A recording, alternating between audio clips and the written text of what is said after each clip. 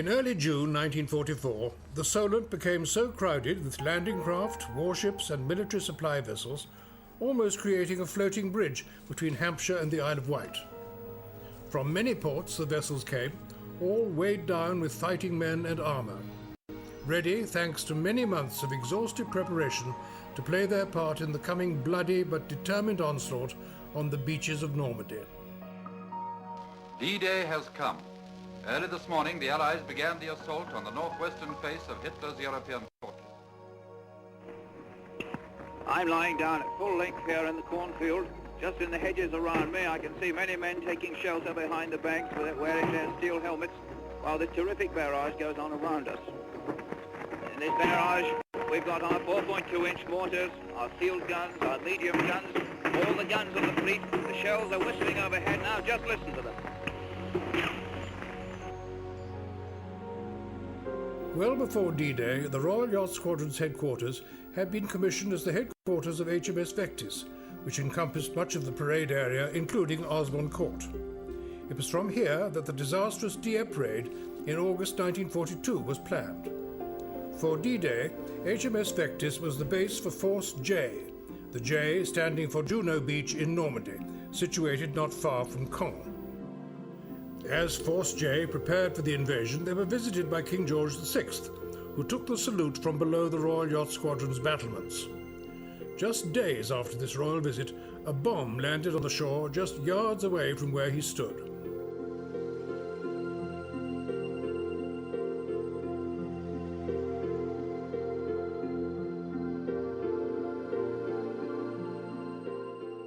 Many people of Cowes and East Cowes had a grandstand view of the Solent's massive invasion armada as it assembled in the gathering twilight.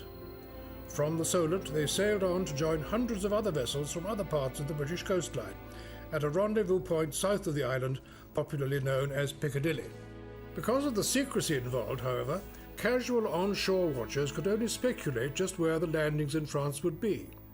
All they could fervently hope for is that the invasion would spell the beginning of the end of death and destruction from air raids, the separation of loved ones, chronic shortages, severe restrictions on travel to the mainland, and access to beaches.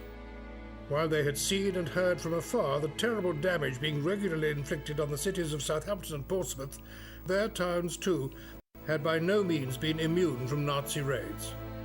This hard fact was particularly brought home to them on the fateful night of 4th and 5th of May 1942, when Cowes and East Cowes became the target of two devastating raids within the space of a few hours.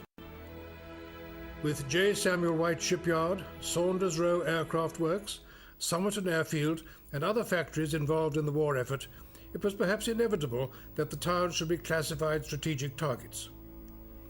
Even though these industrial sites must have sparked the determined Nazi onslaught, such was the inaccuracy of bombing in those days that most of the deadly cargoes found residential and shopping areas.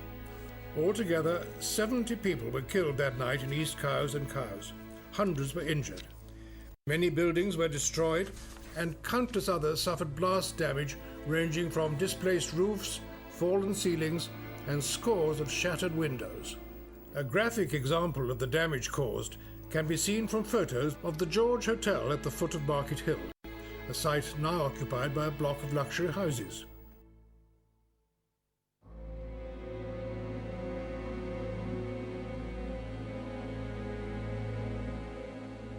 Yes, for that night, I was living over the shop, Chiverton's at Shooters Hill, which is my family business. And for some reason or other, I got out of bed at 11 o'clock when the sirens went and watched the flares coming down over East Cowes. So I immediately raised as many as I could of the family, but there was just my mother, who was seriously ill and bedridden, my aunt, who was looking after her, and my father. So all through the first raid, we stayed with her because we weren't going to be left alone. And you could hear the bombs coming down and various things. We just kept our fingers crossed. And after the raid, I helped one or two things. I remember helping old Mr. Jolliffe of the shoe shop clear his windows out and get his stock inside. Next I knew, they were bringing my mother on a stretcher down the garden path because we'd been evacuated because of a a big, I think it was a £500 or £1,000 delayed action bomb outside the Conservative Club in Beckford Road. You know, and your family, my cousin Harold Fellows, he was killed in his home in Bernard Road. But many other people were killed, as you know.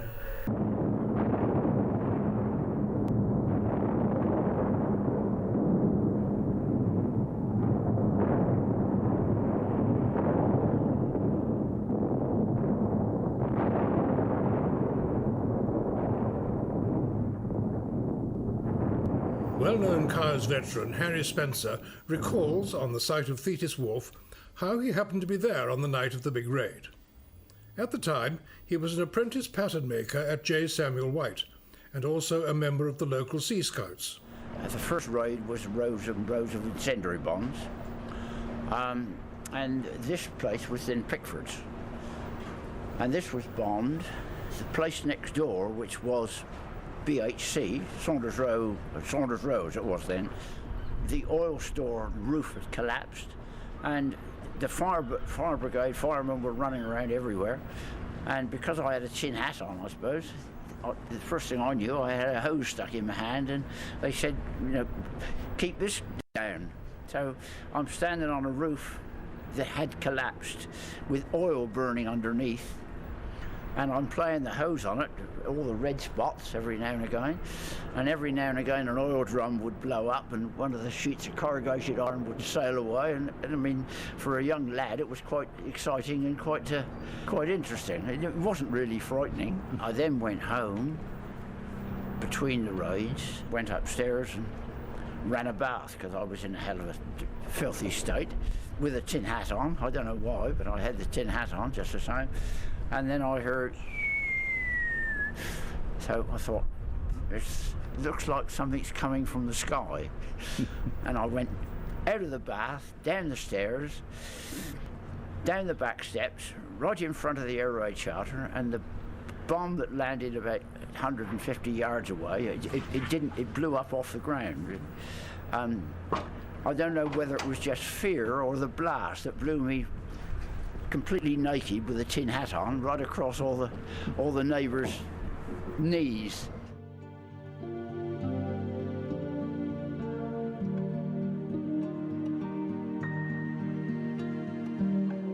A poignant reminder of the toll on lives from that one night of bombing can be found at Northwood Cemetery, where many victims of that terrible raid are buried in a mass grave.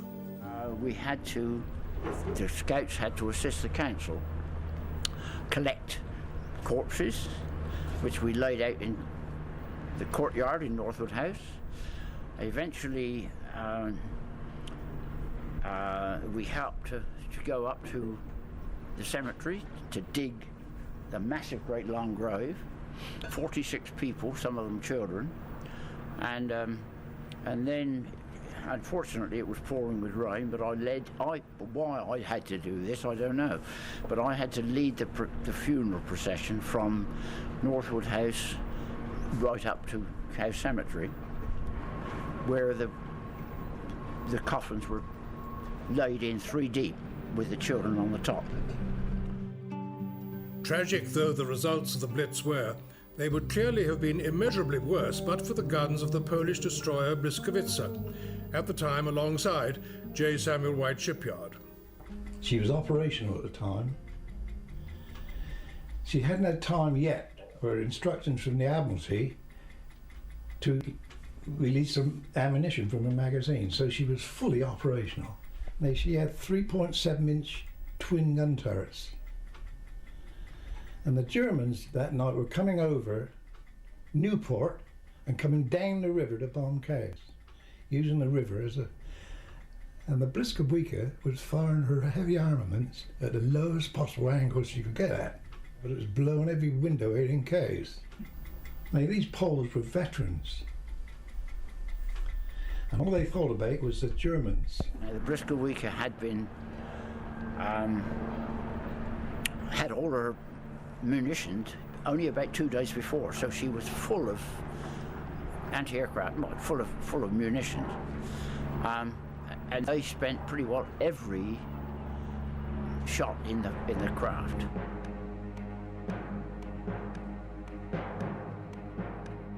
So hot had the guns become from constant firing that they had to be cooled down by buckets of water. The brave Poles also used so many shells during the first raid that more had to be rushed over by launch from Portsmouth, thankfully arriving in time for the second raid.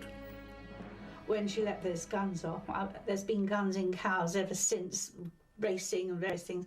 Never been a sound like it. I can shut my eyes and hear it now. And we were just so lucky that she was there. Tremendous to hear those guns, which were literally swivelling round the Cowes, over Cowes, and firing up as Cowes was over the banks of the river. The gratitude of the townsfolk for the efforts of the Blyskawica that night is such that strong bonds of friendship were forged between the two after the war, which have resulted in several ceremonies in the town, including the unveiling of a plaque on the parade.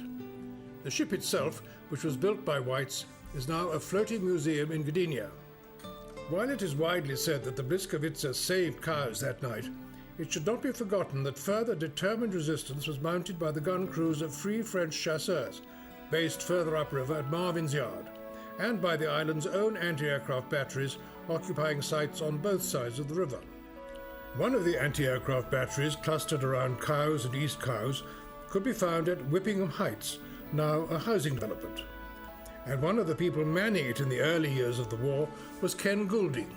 Here he describes how they tried to hit Stukas flying over Whippingham sometime before the big raid, and in the process nearly hit the roof of Osborne House. Our first sight of them coming over Osborne, we opened fire, and the shells burst over the top of Osborne House, which wasn't exactly appreciated because after the incident we had a very heavy message from the governor of Osborne House complaining about the shells bursting across the top of Osborne House. But there was nothing else really you could do because these planes, they were tree high, and we were firing like mad at them. You could see the pilots' faces as clear as anything as they leaned over and used their machine guns. It was much easier for them actually to fire at us than it was for us to fire at them. They were, however, Spitfires waiting for them at the other end of the island. They went across Newport and out that way, but the Spitfires were waiting for them as they got out the other side. Also seeing service at the Whippingham Heights gun emplacement was Bert Hookey. On the Cowes night, which was quite an ordeal, I don't know how many shells we fired, but I know that the barrels were red hot. They were hot. Anyhow, we waited for a little while, and when all of a sudden, out of the blue, came these three aircraft. We lined up on them, and I remember quite vividly, it was quite vividly, that we had a piece of the wings either side of the muzzle as we were looking through, and he put up his hand to fire the shell, and just as he did, it turned. It was a Spitfire coming in, so that was near enough. Throughout the war years, there were unrelenting reminders on the island that this country was at war. Military personnel and equipment everywhere, aerial dogfights, bombing raids, the deafening noise of guns, shrapnel from shells, air raid sirens, deaths and injuries, property destruction, bells of rushing ambulances, identity and ration cards, air raid wardens, and blacked out windows. They were all part of wartime life. Frank Squibb, a young trainee electrician fresh out of school, still in his mid-teens, quickly learned to grow up fast. I joined the Isle of Wight Electric Light and Power Company as an apprentice electrician, straight from school. There were about 12 electricians and about 5 boys. Electricians there were wanted on the mainland for aerodrome wiring, which left me and another lad the sole members of the Cowes Electricity Supply Company. I was day in, day out, looking out of the windows onto the Solent, which was full of merchantmen and the odd destroyers. And this is where I first witnessed German aircraft. They used to come over and try to bomb these ships. And we used to just sit and watch this lot going on through glass windows. That's how ignorant we were. His recollections of the night and aftermath of the big Blitz were also vividly recalled. I was then living in Elm Grove. And went to bed, got up about 10:15 because the guns were firing and it was very, very bright out through the window. And these were the flares that the Germans were setting over Cowes, not over Southampton, where they'd been doing it, or Portsmouth, where we were used to just saying, oh yeah, they've got it again, never mind, let's go to bed. But they were now dropping them on Cowes. They were getting nearer and nearer. And I remember we were terrified, let's put it this way, we were absolutely useless, just sat in an air raid shelter. It would be much better if we could have been outside doing something, but every time the bombs were close, within 100 yards or 100, that sucked the air out of the air raid shelters. And then that was recovered. When the air come back in, it was full of all sorts of bits and pieces and choking. The smell of whatever explosives were in the bombs was sickening. We thought the end of the world had come and we'd been saved from it by the hand of God. But now here they came again. They give us another pasting. Young Squibb was in great demand the next day. The police were round looking for Frank Squibb because so many houses were smashed to pieces in East Cowes and West Cowes that they had to get people in there to get dead people out. So at first light, I went down the road, down Mill Hill Road, and the sights I see, which I shall never ever forget, I saw bicycles up in trees. I saw a doll's pram ran between two chimney pots in Mill Hill Road. There were dead cats, dead dogs. You couldn't walk on the roads. They were covered in bits and pieces, slates, shrapnel, unexploded incendiary bombs. The thing that struck me most was how people just got up and left everything as it was. There were dead birds and canaries and budgerigars in cages. The tables were laid ready for breakfast. And the smell, uncanny smell of death. But life was not all grim. Somehow, residents and military personnel in the Cowes and East Cowes areas still found ways to let their hair down.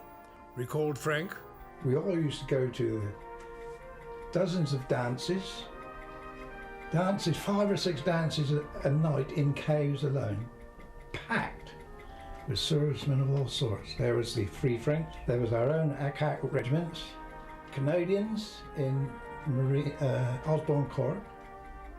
Everywhere you went in Cowes, of course, no women about for us boys, plenty of soldiers. And this made us all say, wait till we get in the army.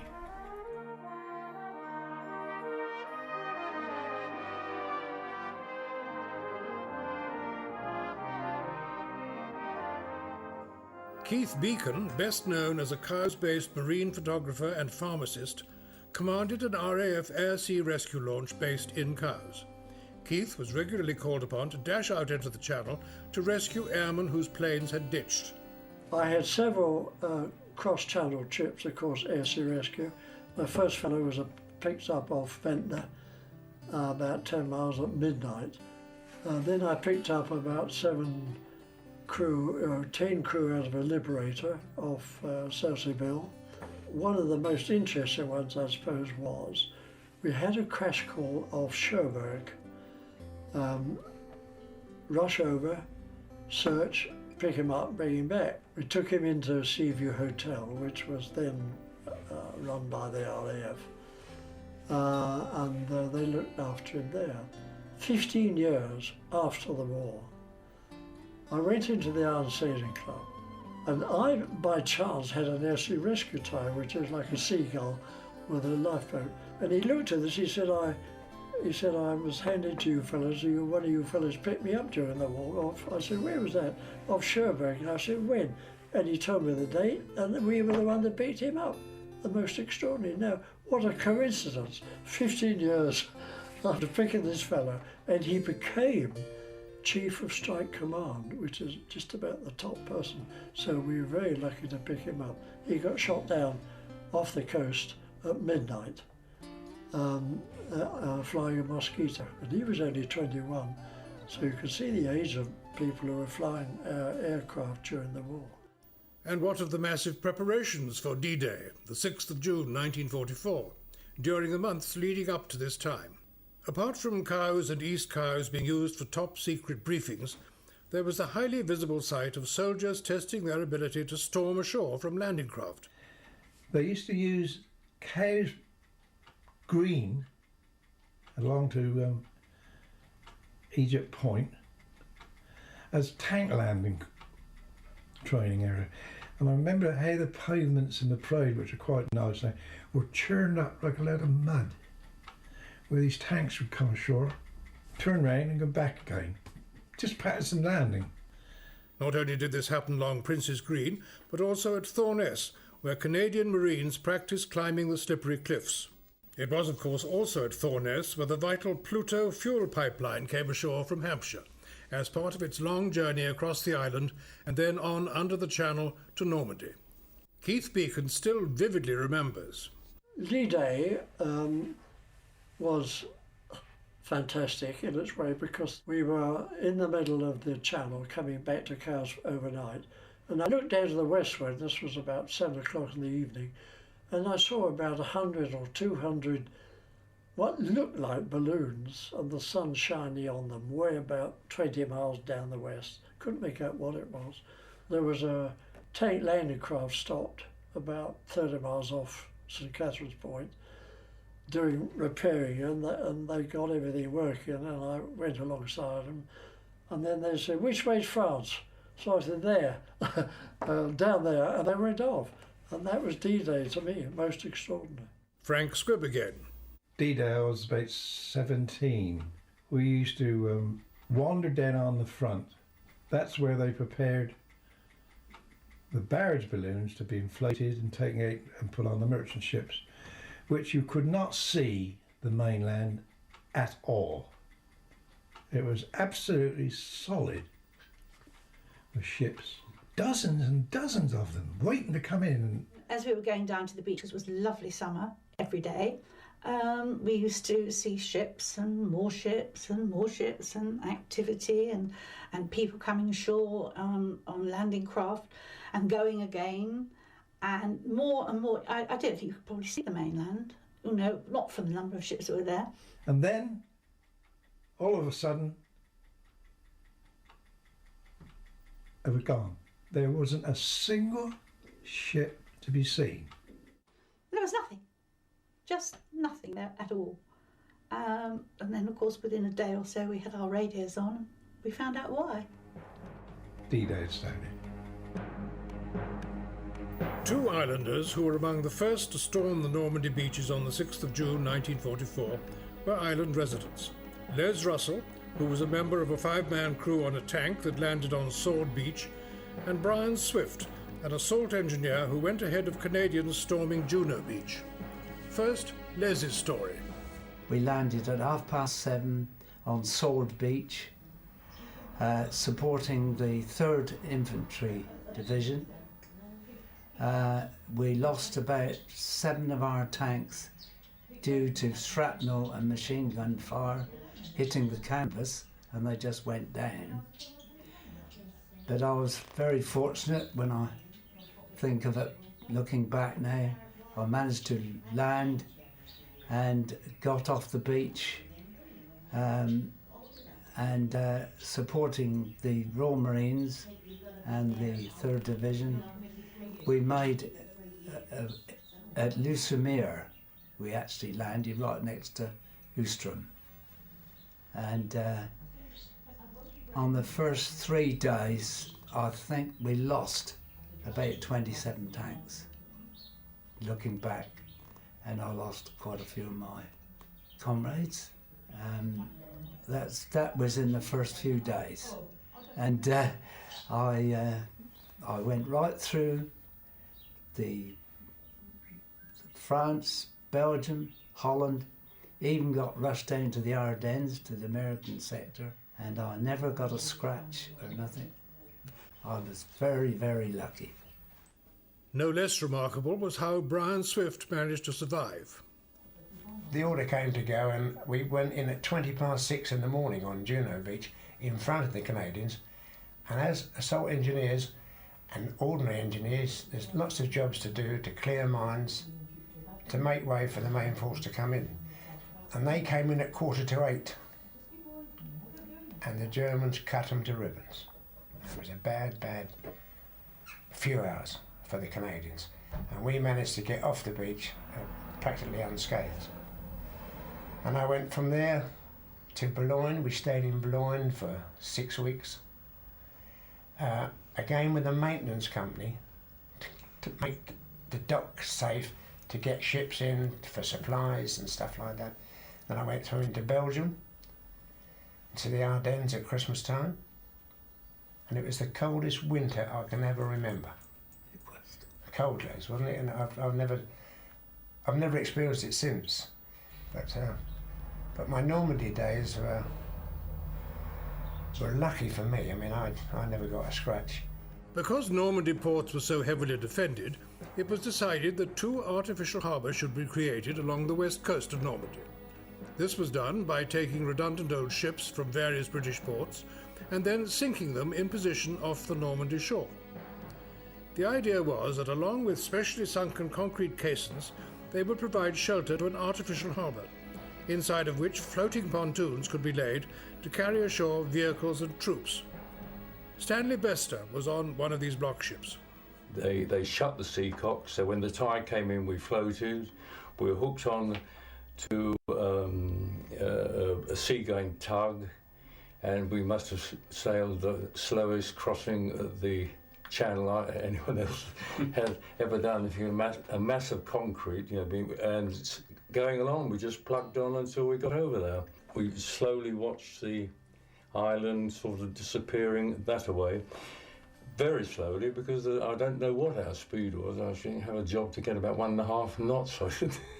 And then as we steamed into the bay where they were going to sink us, everything was firing into the air. I think a sparrow or something had flown over, and it was the best firework display I've seen. And I'm sure there were people there who had 38s or 45s, who were firing those up in the air. But anyway, and there we lived for 3 days, not a lot of action, until 3 or 4 days. In fact, I think it was day 8 or something, we had that storm come along, and some of these started breaking up. And the waves were, 1 minute they were down there 20 foot down, and they're coming up above us. And I said to my lads, what are we going to do? We're going to jump? What we did, we had cargo nets there, and we threw ropes over to our buddy next door to us. He pulled these over so they sagged between us. Then we got to the block ship, and we got ashore with just what we were standing up in. And when we were accoutered, we were then joined up. We had our job there, and directly the advance started through Caen and Falaise. We went right up to the edge of the Scheldt. Surgeon Captain Ronnie MacDonald was a young ship's doctor aboard the destroyer Beagle on D-Day. He still has the letter given to all those taking part in the invasion, signed by the Allied Supreme Commander Dwight D. Eisenhower. Another claim to fame for Surgeon Captain MacDonald was that he later became the first Allied liberator to step ashore on Jersey. We left Plymouth and went over there, arrived at night time, and but we could see that where we parked they had bigger guns than we had, and they were following us like this, and there were odd things happening, like a German officer coming and going aboard and saying no, he couldn't say that he was going to stop fighting. That was for his admiral or his general. In the morning in came a Channel Islander, and he was going to take us through the minefields to Jersey. We were hugged and kissed by all the St. John's and the Red Cross, and then he and I walked, semi-carried, pushed, lost a button, a handkerchief, and that sort of thing. And eventually we got to the harbour master's office, on people's shoulders and all this stuff, and had to make a small speech and hang a Union flag down out of the window, and this went down very big. But we had a wonderful day.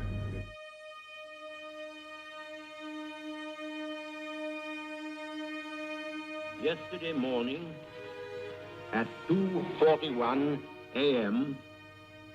at General Eisenhower's headquarters, General Jodl signed the act of unconditional surrender of all German land, sea, and air forces in Europe to the Allied Expeditionary Force, and simultaneously to the Soviet High Command. The German war is therefore at an end. The eventual end of the war in Europe in May 1945 was a joyous event, greeted with celebrations throughout this country. In Cowes there were several street parties for children, including one at the junction of Sun Hill and Market Hill, and another in Beckford Road. We had a street party.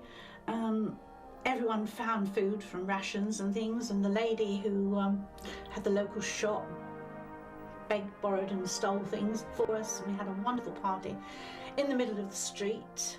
And we had a top table with the vicars and all that sort of thing there, and we all had fancy dress. I think we had another party for VJ, but that was the splendid one for us. We'd not had a party, really.